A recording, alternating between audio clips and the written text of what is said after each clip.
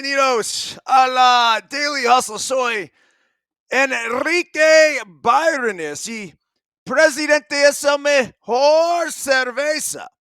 No abate por No Filter Network. Miguelito San Dieguito, not with us today. Will the Thrill Clark, not with us today, but he will be with us tomorrow. Deuces Wild coming at you live from the Double Deuces Ranch in Mississippi, of all places. We have not done a show from there before, so hopefully we won't be dealing with any technical issues, which every now and again occur. Regardless, we come on here, we not only salute our boys, but we salute each and every one of you properly here. Yes, yes, yes, yes, yes, yes, yes. Woo! Remember this, folks. When we are juiceful, we are useful. And when we are juiceless, we are fucking useless. A very pleasant good morning to you on the 25th day of November, 2024. Our title sponsor is Bet Online, the number one online gambling destination. It is the place to go for all the latest news, scores, odds, predictions, whatever else you need. Go to Bet Online. You can go to one of the 150. That's right, something crazy like 150 different slot games and everything else. Bet Online, the game starts here. And also, let's not forget our proud partners over at Verge. That's right, Jory. What's up, dude? Go to tryverge.com. Tryverge.com. I think one of these, ooh, look at this thing. This is honey. This is lemon. This is cannabis. It's all wrapped into one glorious thing of, I don't know, whatever you want to call it. It's a shot. I take usually about 3 of these a day. I had one in the middle of pickleball yesterday. Gave me a quick little jolt of life. It's not this crazy high by any means. It's not this 5-hour energy where you're like, it is just a nice, puts you on a very stable, steady state to go ahead and attack your day. So cheers with that. All right, let's get right into today's Daily Hustle, which went out earlier this morning via email communication. If you're not on the email list, get on it. Simple as that. Buenos dias. Today is Monday, November 25th, 2024. It's officially Shopping Reminder Day, as we are exactly 1 month out from Christmas.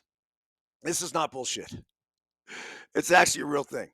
It is Shopping Reminder Day. I'm not just fucking with you guys.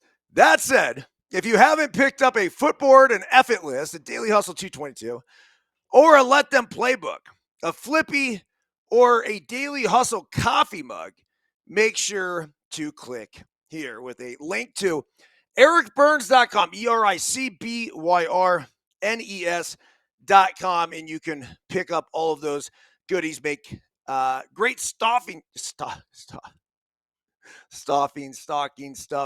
I mean, we can't get past. We got to get past Thanksgiving first. That brings up the old debate, like Christmas music. When do you start playing Christmas music? A lot of people are already, especially in my household, bumping Rudolph the Red-Nosed Reindeer. I'm like, you cannot start playing the Christmas music until after Thanksgiving holidays. So anyhow, Daily Hustle quote of the day: no person has ever been honored by what he received. Honor has been the reward for what he gave. Calvin Coolidge. Daily Hustle translation: we often go through life trying to acquire things, money, houses, cars, titles, awards, and a bunch of other fleeting, meaningless shit we can't take with us when we die. In baseball, we accumulate stats, and typically, if we play long enough, we'll have some good seasons and others that we would much rather forget. Then it's over. And what we receive from the game becomes completely inconsequential while we are left to ponder. What did we give? Was I a good teammate?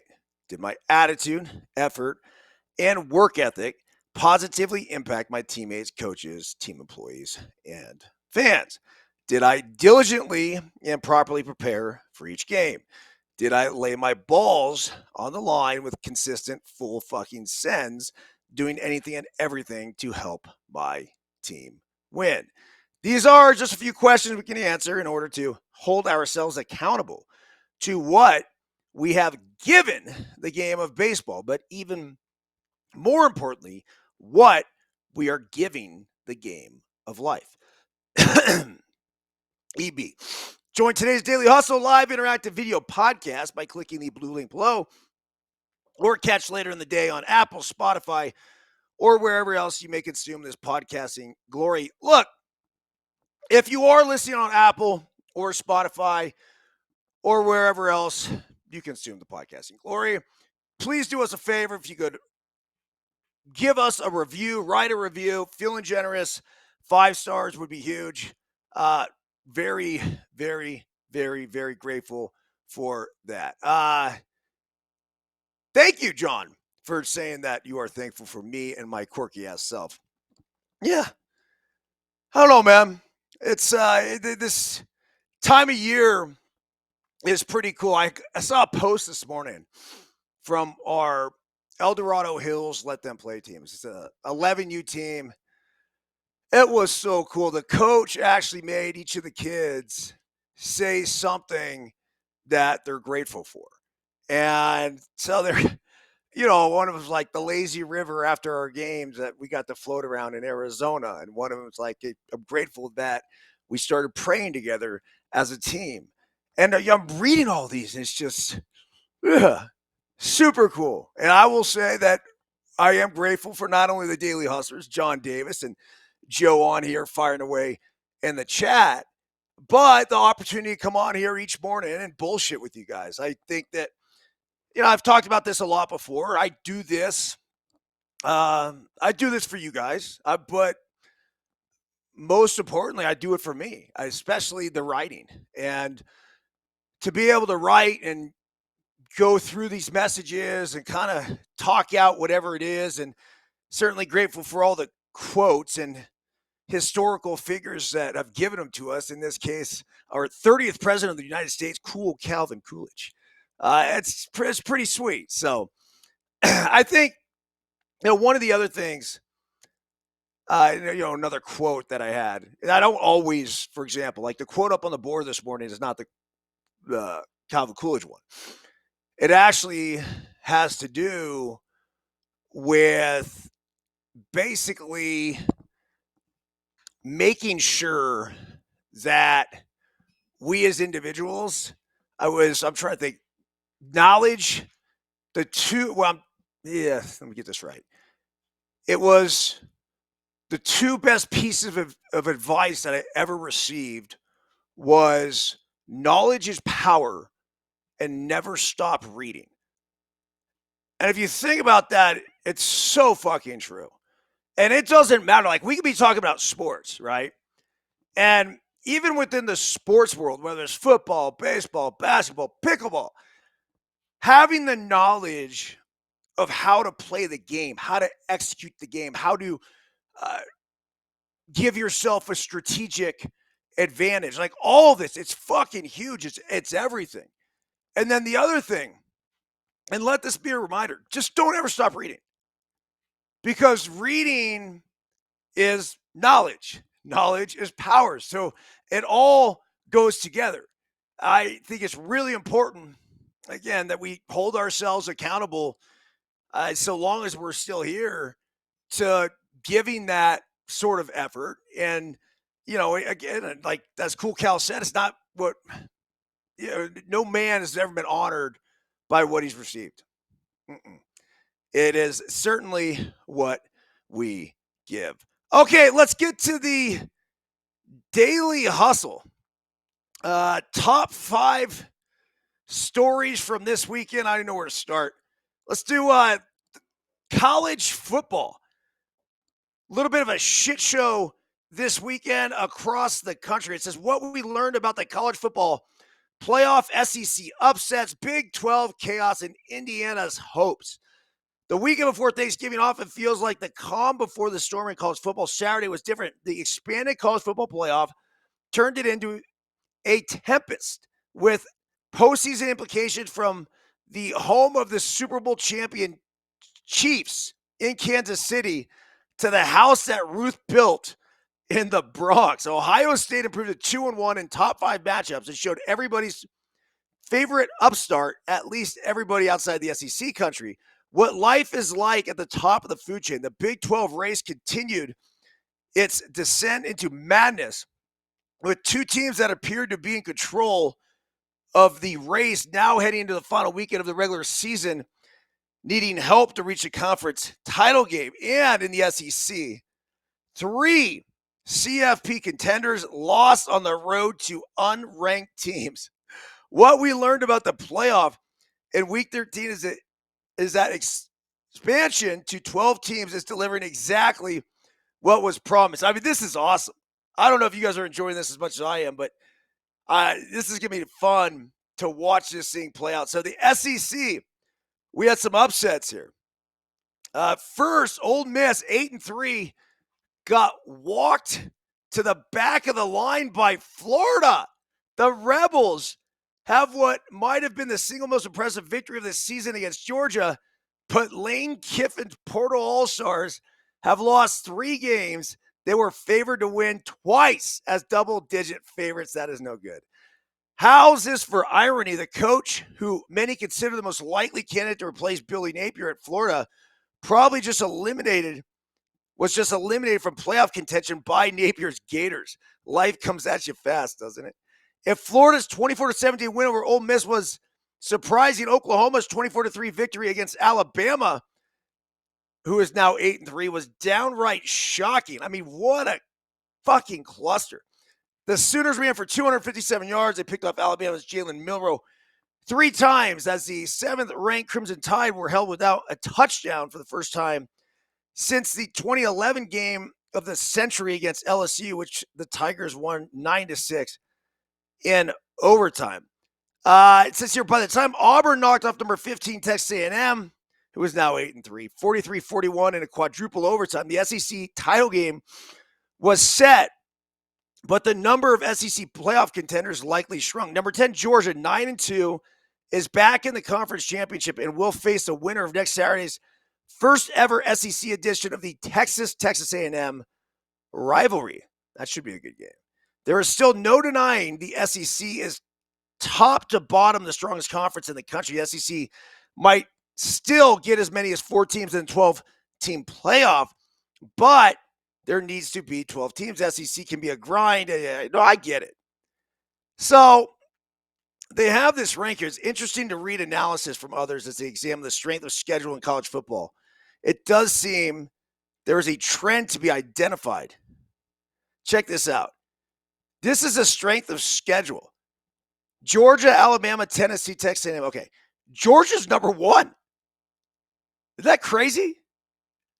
ESPN, Massey, Sargent, Average, like it won. Like it's unquestionable. Then you have Alabama, and so these are for the 12 teams. 16-5-9, Tennessee, whatever. Anyway, some more college football here. It says, but at a certain point, it doesn't seem like too much to ask these SEC teams to take care of business against teams that have been wallowing at the bottom of the standings. And if the conference wants to monopolize the at-large bids to the playoffs, you got Texas, 99% chance of getting this bid here. SEC title, they have a 35% chance of winning that, so they have to win their next 2. Georgia's 92% chance of getting the CFP bid, 53% chance at the SEC title. Now, Georgia's already going to be there. Tennessee, 74% chance of getting the bid. Texas A&M's a 12% chance. I mean, they basically got to win their next 2 games. Alabama is at an 11% chance of just getting a bid, and that's it. So it appears now that they're going to be on the outside looking in, and who gives a shit? Time for a little turnover there. The imperfect Hoosiers, Indiana coach Kurt Cignetti was not having any of it. Quote, is that a serious question? I'm not even going to answer that. The answer is so obvious, Cignetti said. The question was essentially, is number 5 Indiana's playoff, are they playoff worthy after it got manhandled 38-15 at number 2 Ohio State? I mean, is that really manhandled? At Ohio State, 38-15. They took the lead first, 7-0. They certainly were not manhandled. Indiana's the real deal. And of course, I think they deserve a college football bid. So they have Ohio State here, 99% chance of getting that CFP bid. Oregon's at 99%. Penn State's at 99%. And Indiana is at 87%. So it looks like Indiana, no problem, will be headed to that college football playoff, and they deserve it. It says new favorites, the best team in the Big 12 right now might be Kansas, which has won 3 straight against ranked conference opponents after hammering number 16 Colorado. That was a bummer to see. I obviously was really rooting for Colorado there. I mean, Prime's just good for the sport. Alas, there's no path to the conference title game for the Jayhawks here, just fucking 5-6, who still need to win at Baylor just to become bowl eligible. Remember when number 14 BYU and Colorado were in a collision course to meet in Arlington, Texas for the Big 12 title game? Now there's a 4-way tie atop the league. Number 21 Arizona State, number 22 Iowa State joining BYU and Colorado. So what happens here? The difference is the Sun Devils 9-2, who handed BYU its second straight loss, and the Cyclones 9-2 are now in a win and in mode. The Cougars 9-2 and Buffalo's 8-3 will need some help. Arizona State gets struggling rival Arizona in the Territorial Cup. I could see Arizona winning that. Iowa State hosts Kansas State in Farmageddon. That's really a place, huh? Last week, Boise State was ranked ahead of the highest-ranked Big 12 teams, putting the Broncos in position to receive a first-round bye at the Mountain West. Yeah, so I'm trying to make sense of all this. I apologize if it sounds confusing. Ashton Gentry, now that guy's a badass.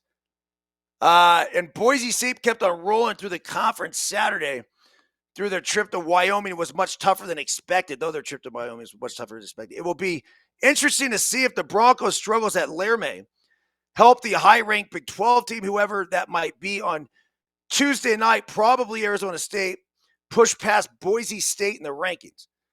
All right, so here we go. Iowa State, percent of the CFP bid, 32%. Arizona State's at 30%. BYU at 19%. Colorado at 14%.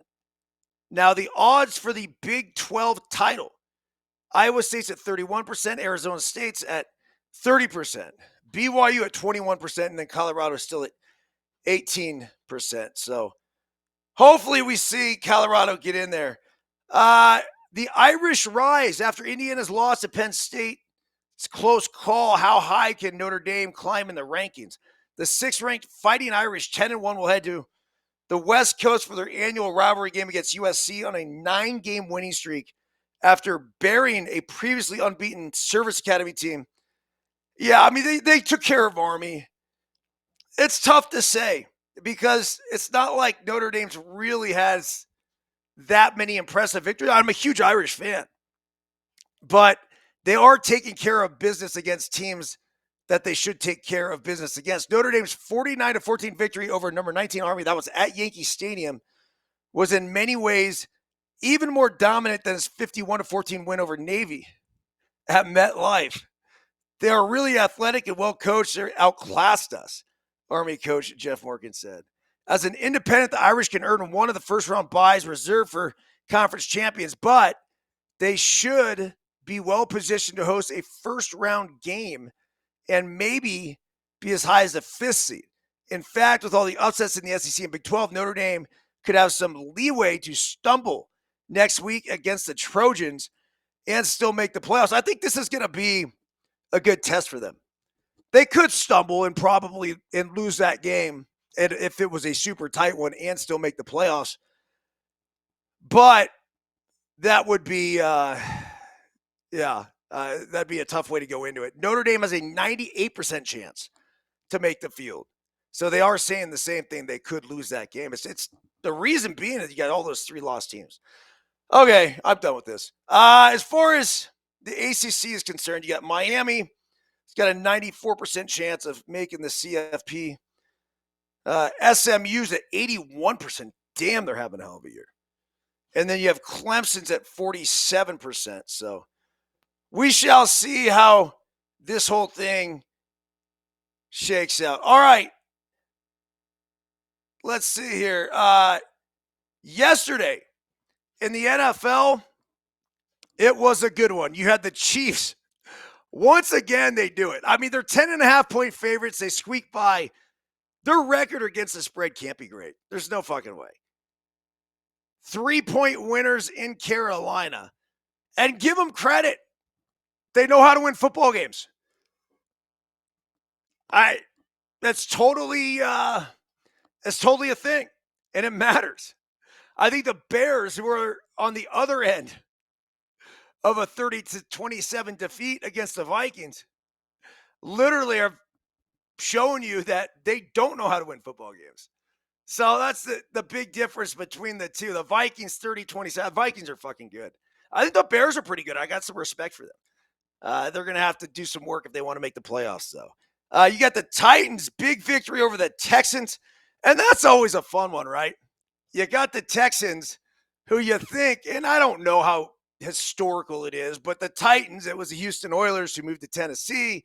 And then you had the Titans last year. They wore their Oilers jerseys, the throwbacks, against the Texans, which I thought was just complete and total fucking bullshit. Lions, they run 24-6 all over the Colts. The Lions, they got to be the NFC favorites. It's them. It's the Vikings. I'm not sure I can see another team come out of there. I don't think I can. I mean, you thought the Commanders were okay for a second. They just fucking lost like 3 in a row, dude.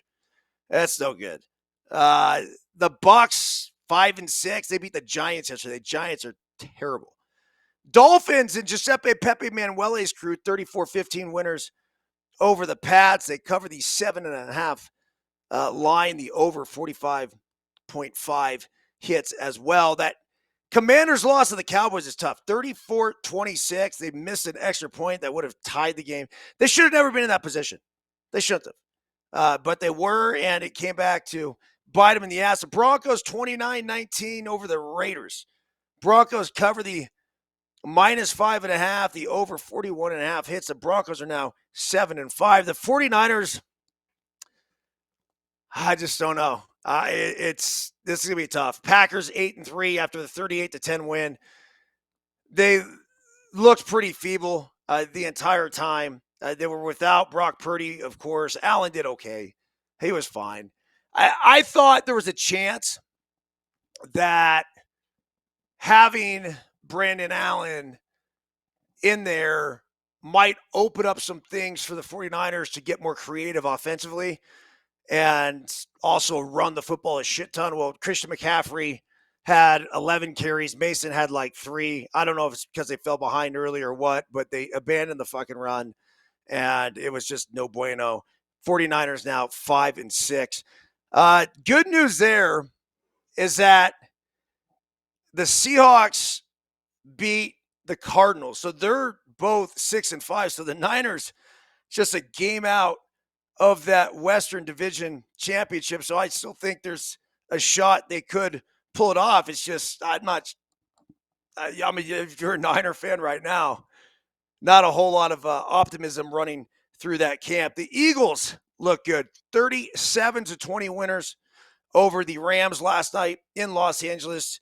It seemed like an Eagles home game. So they cover the -3, the over 49 hits as those 57 points were scored. Tonight, we get the Ravens at the Chargers. Same stadium as you had last night.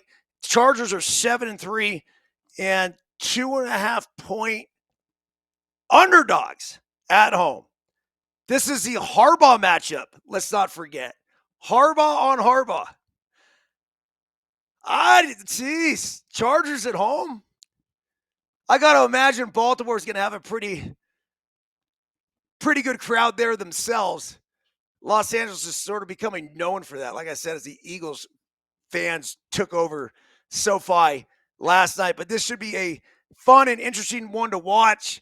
Let's not forget too, the Harbaughs faced each other in the Super Bowl when you had John Harbaugh in San Francisco, and they went down to Jim Harbaugh was coaching in San Francisco. John Harbaugh was in Baltimore. So here they are at it again, and it's fun to hear the stories of how they used to compete in the front yard and the pickup basketball games and just everything. And so it's, and then you had the dad, Papa Harbaugh. He's kind of the ringleader of all this, and who's got it better than us? And nobody. I'm enamored by that family. I think it's really, really fucking cool. I think they're both fantastic football coaches. I think they're really quirky, especially Jim. But I think they are certainly good for the sport. Okay, Kikuchi, by the way, breaking news. The left-handed pitcher who was with Toronto for a long time traded to the Astros. Yusei Kikuchi agreed to a 3-year, $63 million deal with the Angels. The Los Angeles Angels bolstered their standing as the most aggressive team of the offseason thus far, agreeing Monday to their biggest splash yet, a 3-year, $63 million deal with left-hander Yusei Kikuchi. A source briefed on the deal confirmed Kikuchi, the Athletics' number 14th ranked free agent this offseason, netted a deal exactly in line with Tim Britton's contract projection. The deal, first reported by the New York Post, is the largest expenditure thus far during the Angels' busy winter. The 33-year-old Kikuchi was an all-star in 2021 and made 32 starts in each of the past 2 seasons. 105 plus ERA, making him slightly above average pitcher, but he shined this season after a trade deadline deal sent him from Toronto, where he had a 4.75 ERA, to Houston, where he had a 2.70 down the stretch. Kikuchi threw fewer curveballs and more sliders, a tweak that yielded results. And that makes sense. The thing about the curveball, you can recognize it right out of the hand. So the slider, sometimes very difficult to differentiate between that and the fastball. So the Angels coming off the worst season in franchise history have added $80 million in payroll by signing 4 free agents. In addition to Kikuchi, the Angels signed infielder Kevin Newman, University of Arizona. I used to do his games back in the day, to a 1-year deal with a club option for 2026. Starting pitcher Kyle Hendricks to a 1-year deal. It'd be cool to see the professor go out west and have some success. And catcher Travis d'Arnaud to a 2-year, $12 million deal. So Angels certainly are shaking some things up. And then last here, how could we end the show without talking about transgenders? San Jose State University, after 6 forfeit wins, gets by in the Mountain West Conference volleyball tournament. San Jose State will play the winner of the Mountain West volleyball tournament first round matchup between 2 schools that forfeited games versus the Spartans this season. So this will be interesting to see what happens, because you have these 2 teams that are playing each other. It's, let's see, Boise State and Utah State. Now, both of those teams earlier in the season forfeited against the Spartans. Now, it says, should either team sit out against San Jose State, the Spartans will face top-seeded Colorado State, number 4 Fresno State, or number 5 San Diego State in Saturday's championship. All 3 teams did play the Spartans this season. Now, Mountain West members Boise State, Wyoming, Utah State, Nevada, as well as Southern Utah canceled games this season against the Spartans. Nevada's players stated they, quote, refuse to participate in any match that advances injustice against female athletes. And I wholeheartedly agree with them. A lawsuit was recently filed in Colorado by players from various schools against the conference and San Jose State officials that calls for a Spartans player not to be allowed to participate in the tournament, citing unspecified reports asserting there was a transgender player on the volleyball team. The player has not spoken about her identity, and San Jose State has not commented on it due to federal privacy laws. ESPN is not naming the player. San Jose State University has said all of its players are eligible to compete on its women's volleyball team. And hold on a second. Okay, San Jose State has said that all of its players are eligible to compete on its women's volleyball team. NC2A policy allows transgender women to compete in women's sports if they meet parameters set by the sport's governing body. For volleyball, transgender women are deemed eligible if they suppress their testosterone under 10 nmol dash. Oh, fuck. Okay. That's just ridiculous. It really is. And look, if you're a transgender and you're a man that wants to be a woman, you 1000% should be allowed to compete in NC2A men's sports, but not fucking women's. Think about how ridiculous that is. It doesn't make any sense. And in a lot of ways, you could say it's fucking dangerous. So, going forward here, I really got to hope that common sense will prevail. I don't want to take away athletic opportunities for transgenders. And I wholeheartedly support those men who want to be women or women who want to be men. I'm good with that. But guess what? I'll go back the other way. If you're a woman that wants to be a man, and so long as we're not dealing with crazy testosterone switches or this or that, then that woman should, who is say now identifying as a man, should be able to compete in women's sports.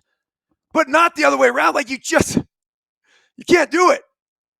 The man who wants to be a woman, fine. No big deal. We celebrate you. But guess what? You still have to compete in men's fucking sports if this is something you choose to do. So, it'll be interesting to see what happens with these schools.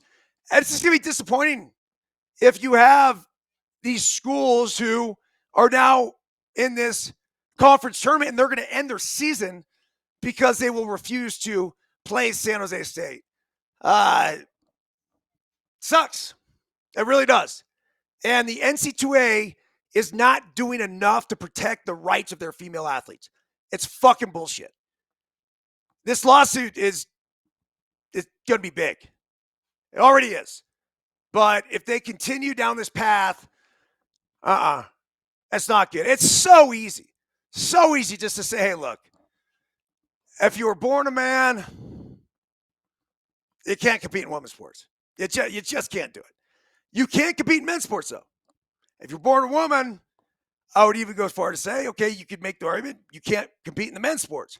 But look, in this world that we live in, it's day and age, we have a responsibility as a society. And this is one of the things that Trump said he was going to do is he's going to protect women in women's sports. And he should. All right. Everyone have a fantastic day. We are back at you tomorrow with Daily Hustle. Back at you tomorrow as well with Deuces Wild live from Double Deuces Ranch in Mississippi. It should be fun to see Will and the boys tomorrow night. All right. That's it. Have a great day. See ya.